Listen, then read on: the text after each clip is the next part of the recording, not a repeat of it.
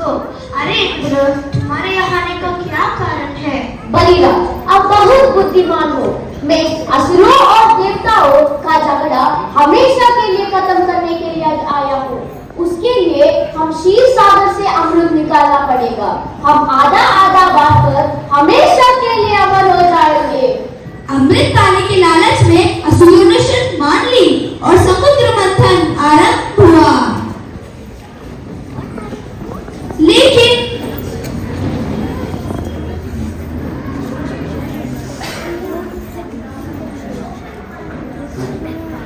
लेकिन मंदराचल पर्वत के सिर न होने के कारण स्वयं भगवान विष्णु ने कछुए का रूप धारण करके पर्वत को अपनी पीठ पर उठाया।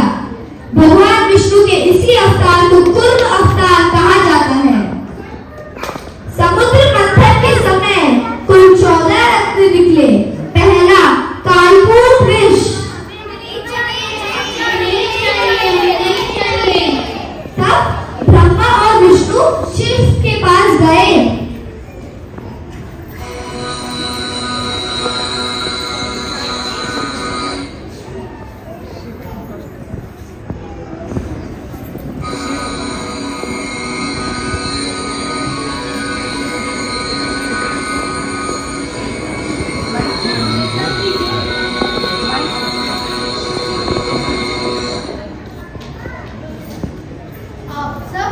मेरे पास आए।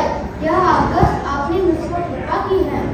हाँ, इस चीज को नष्ट नहीं किया जा सकता, मगर रोका जा सकता है या सीमित किया जा सकता है। जगत के कल्याण के लिए मैं इस समस्या का निवारण अवश्य करूंगा। फिर भगवान शंकर उस विष को अपने कंठ में धारण करते हैं।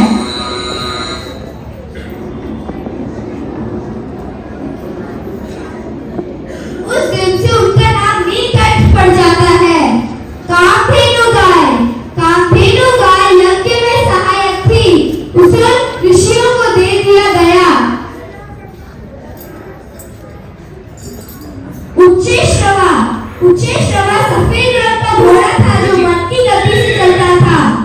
उसे असुरों के राजा बलि ने रखा। ऐरावत हाथी सफेद रंग का हाथी था जिसे इंद्र ने अपना वाहन बना लिया।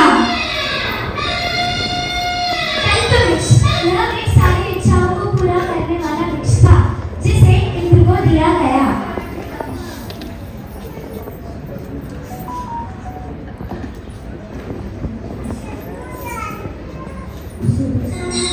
माता लक्ष्मी, इसके बाद माता लक्ष्मी निकली। सारे इंतजार में खड़े रहे कि माता लक्ष्मी किसके पास जाएगी, लेकिन माता लक्ष्मी ने भगवान विष्णु का वरण किया।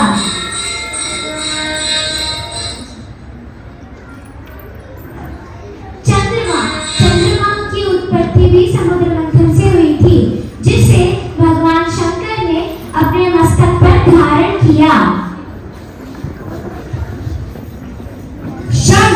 शंख को विजय का प्रतीक माना जाता है। उसे भगवान विष्णु ने धारण किया।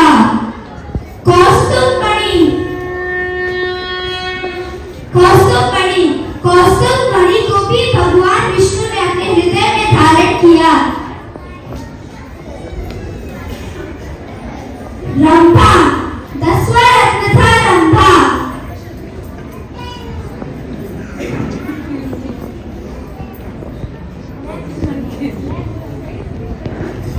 मैं हूँ रंभा, स्वर्ग की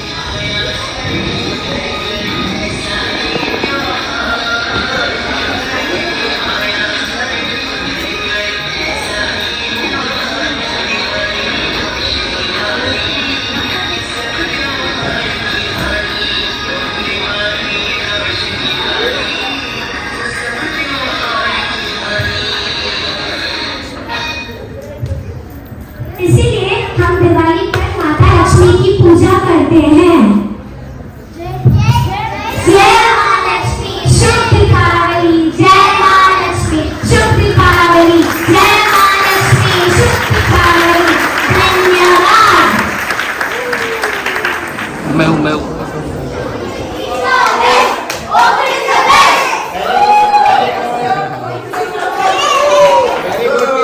हिप हिप